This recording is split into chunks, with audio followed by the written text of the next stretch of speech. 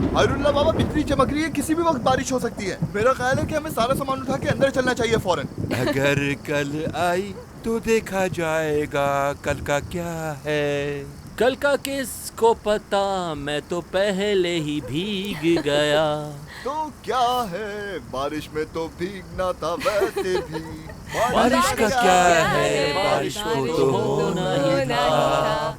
मैं तो भीग गया बारिश के पानी में, मैं तो भीग गया बारिश के पानी में, मैं तो भीग गया बारिश के पानी में, मैं तो भीग गया बारिश के पानी में, मैं तो भीग गया बारिश के पानी में, मैं तो भीग गया बारिश के। पिनार्ड दिमिर्दिलिन, जिनकी मौत मशहूर बिजनेसमैन सिनान कारदाक के घर में हुई, जो कि उनके बच्चों की टीचर थी। FIR के मुताबिक पिनार्ड दिमिर्दिलिन की मौत विला की बैल्कनी से गिरकर हुई। बारिश का क्या है, बारिश को तो होना ही था।